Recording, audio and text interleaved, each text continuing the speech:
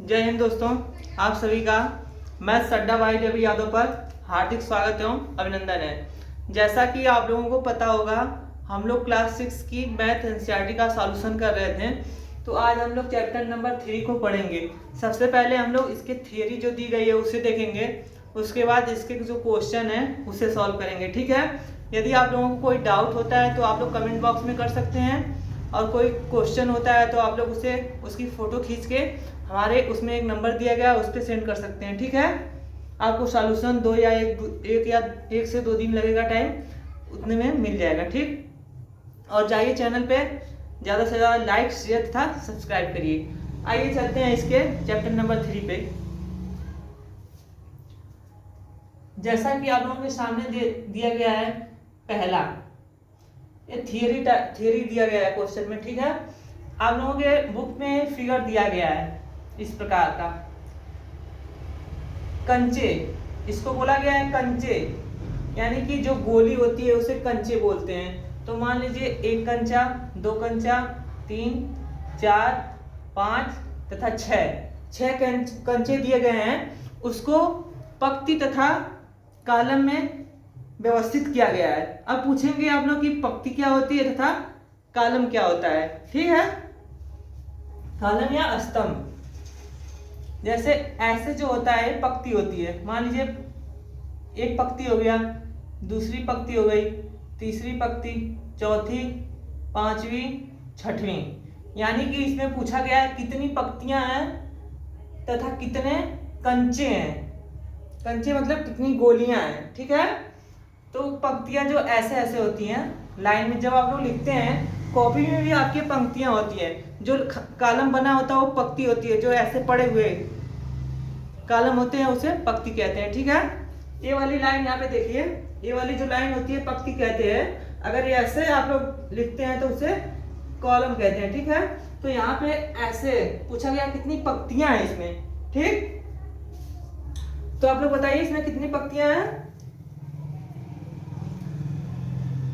Count करिए। एक पंक्ति, दो पंक्ति, 3, 4, 5 तथा 6। तो पंक्तियों की संख्या कितनी हो जाएगी? 6 हो जाएगी। यहाँ पे लिख लेंगे 6 पंक्तियां हो जाएंगी। अब हमने पूछा कि कंचों की संख्या कितनी होगी, तो हम लोग कंचों को गिनेंगे। कंचों यानी गोलियों को। 1, 2, 3, 4, 5, 6। यहाँ पे 6 कंचे भी हैं। ठीक है। तो यहाँ पे 6 कंचे तथा 6 पंक्तियां हो जाएगी। दूसरा दिया गया है आप लोगों के सामने ए फिगर। इसमें एक ही स्तंभ था। ये जो एक स्तंभ है इसमें 2 स्तंभ दिया गया, स्तंभ 1, स्तंभ 2, और ऐसे पंक्तियां होती, पंक्ति 1, पंक्ति 2, पंक्ति 3। ठीक है। तो इसमें पूछा गया कितनी पंक्तियां हैं, तो हम लोग काउंट करेंगे। ऐसे हमने बताया कि पंक्तियां होती है, तो पंक्ति 1 हो जाएगा, पंक्ति 2, पंक्ति 3। तो यहाँ पे लिख देंगे 3 पंक्तियां हैं।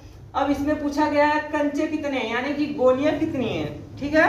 तो हम लोग काउंट करेंगे 1, 2, 3, 4, 5, 6।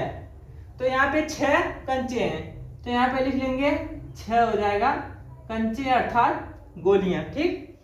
तीसरा दिया गया है यहाँ पे पंक्ति तथा कंचों की संख्या पूछा गया है। आपको फिगर इस प्रकार दिया गया है। ठीक है। इसमें हमने बताया था पड़ी लाइन जो होती है वो पंक्ति होती है, और जो खड़ी लाइन होती है उसे स्तंभ कहते हैं। ठीक। तो इसमें पूछा गया पंक्तियों की संख्या, तो पंक्ति 1 ए हो जाएगी, दूसरी वाली पंक्ति ए हो जाएगी। तो इसमें पंक्तियों की संख्या हो जाएगी 2। अब इससे पूछा गया कंचे यानी कि गोलियां कितनी हैं, तो गोलियों की संख्या हम लोग काउंट कर लेंगे। 3 ऊपर हैं पहली पंक्ति में तथा 3 दूसरी पंक्ति में है। तो 3 3 कितने होते हैं प्यारे बच्चों, बताइए? 6 होते हैं। बहुत अच्छा।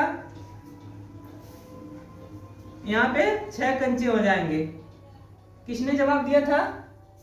हाँ, दीनू यादव। और नीचे अरविंद यादव ने भी जवाब दिया था। बहुत अच्छा बच्चे हैं सब। तो यहाँ पे 6 कंचे हो जाएंगे।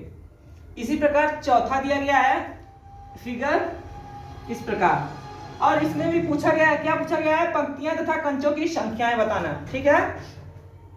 तो पंक्तियां हमने क्या बताया था, पंक्तियां जो होती है पड़ी हुई, यानी कि ऐसे जो होती है वो पंक्तियां हैं। तो इसमें तो सिर्फ एक ही पंक्तियां हैं। अब कोई बोलेगा इसमें स्तंभों की संख्या कितनी है, हमने बताया था स्तंभों की संख्या खड़ी होती है, तो उसमें एक स्तंभ ये हो जाएगा, दूसरा ए, तीसरा ए, चौथा ए, पांचवा, छठवां। तो इसमें 6 स्तंभ हो जाएंगे तथा एक पंक्ति हो जाएगी। ठीक, तो हमसे क्या पूछा गया, पंक्ति तथा कंचों की संख्या। तो पंक्ति की संख्या तो एक ही है, तो यहाँ पे 1 लिख देंगे। ठीक है, दिखाई दे रहा है ना? ठीक है प्यारे बच्चों, तो कंचों की संख्या बताइए आप लोग, इसमें कितनी है, कौन करके बताइए। हाँ बहुत अच्छा, अभिषेक यादव का सबसे पहले जवाब आया है कि 6 कंचे, यानी कि 6 बोलियां हैं। तो यहाँ पे 6 बोलियां लिख लेंगे। ठीक, ये समझ में आ गया आप लोगों को। इस प्रकार फिगर दिया है, इससे हमें जोड़ घटाना सीखने को मिल रहा है। और कितनी पंक्तियां हैं, क्या पंक्तियां होती हैं, पड़ी हुई पंक्तियां होती हैं, खड़े हुए जो होते हैं उसे स्तंभ कहते हैं। हम लोगों ने इतना सीखा। ठीक है, अगर इसमें कोई डाउट है तो आप लोग पूछ सकते हैं। यस करिए, थम्स अप करिए, डाउट नहीं है तो। हाँ ठीक है, आइए आगे चलते हैं। आगे दिया गया है गुणनखंड और गुणज। तो हम लोग समझेंगे आगे गुणनखंड और गुणज के बारे में। ठीक है,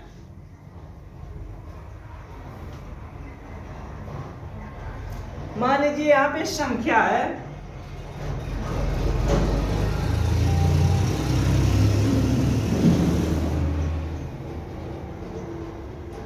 संख्या 20 दी गई है। ठीक है, तो इसका हम लोग गुणनखंड करेंगे तो हो जाएगा, इसको गुणनखंड तोड़ेंगे तो हम लोग 4 गुणे 5 लिख सकते हैं ना। ठीक है, सॉरी, जब 20 को हम लोग 4 गुणे 5 में लिखेंगे तो अभी तो 4 और 5 का गुणा होगा तो 20 ही होगा ना, होगा ना। ठीक है, तो हम लोग इसमें देखेंगे कौन गुणन है, गुणनखंड है तथा कौन गुणज है। अब आप लोग बताइए कौन सी इसमें से ये वाला गुणज है या ये वाला है, या ये वाला गुणनखंड है, ये वाला गुणज है। तो हम लोगों को यही जानना है कि इसमें से कौन सी संख्या, किस संख्या, इसमें से कौन सा गुणन है, गुणज है तथा कौन सा गुणनखंड है। ठीक है, तो आइए देखते हैं।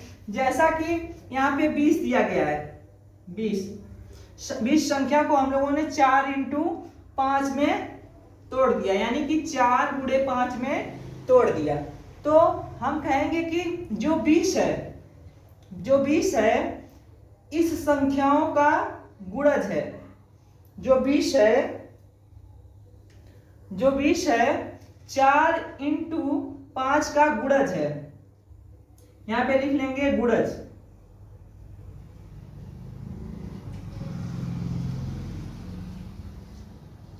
यानी कि निशान है 4 गुणे 5 का गुणज जो है 20 है। ठीक है, और ये संख्या क्या हो जाएंगी, ये संख्याएं हो जाएंगी इधर से, निशान लगा लीजिए ऐसे तीर समझने के लिए।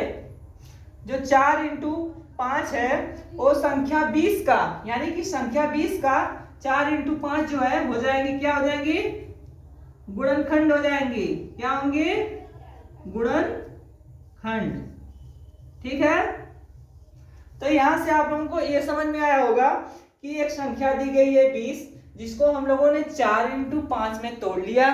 तो इसमें हम लोगों को जानना था कि ये वाली संख्या इस संख्या का क्या होगा और ये वाली संख्या जो है इन संख्याओं का क्या होगा। तो हमने देखा कि ये वाली संख्याएं जो है गुणज है किसकी, 20 की।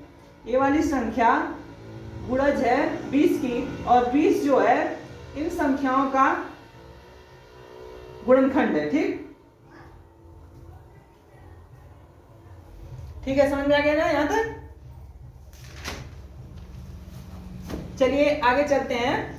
इसके लिए इसको मिटाना पड़ेगा थोड़ा ऊपर से। आप लोगों ने नोट कर लिया होगा, उम्मीद है। तो ऊपर से हम मिटाते हैं, नीचे से नोट करते रहिए।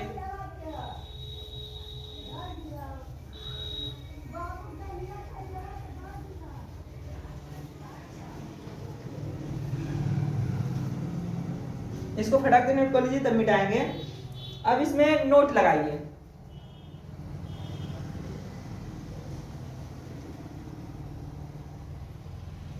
नोट में पहला पॉइंट, नोट में पहला पॉइंट दिया गया है बुक में कि ध्यान से सुनिएगा मेरी बातों को, क्योंकि हम लिख नहीं रहे हैं, बड़े बड़े लाइनें दी गई हैं, नियम दिया गया है जिसे हम लोग बोर्ड के माध्यम से समझ लेंगे। और मैं इसका जो क्वेश्चन का पीडीएफ है अपने टेलीग्राम चैनल पे प्रोवाइड करा दूंगा आप लोगों को, ठीक है। या तो आप बुक लिए होंगे एनसीईआरटी की, उसमें देख लीजिएगा, ठीक। तो पहला दिया गया है, किसी एक संख्या अपने प्रत्येक गुणनखंड का एक गुणज होती है। एक संख्या अपने प्रत्येक गुणनखंड का एक गुणज होती है, एक प्रत्येक संख्या का एक गुणनखंड होती है। तो यहाँ पे कहने का मतलब है कि जो एक होता है वो प्रत्येक संख्या का एक गुणनखंड होता है। जैसे कोई संख्या है, जैसे कोई संख्या है,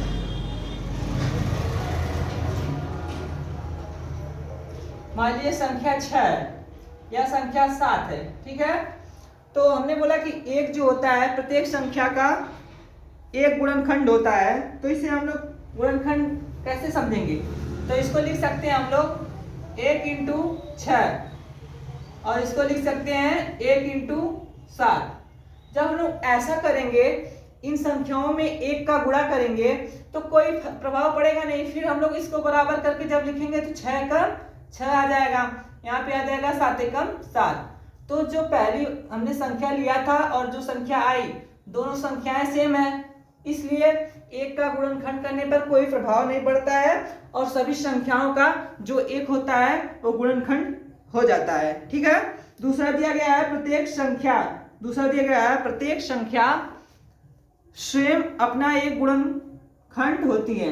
यानी कि प्रत्येक संख्याएं जो होती हैं स्वयं अपना एक गुणनखंड होती हैं।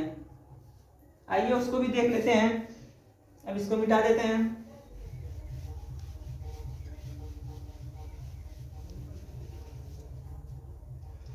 दूसरा पॉइंट है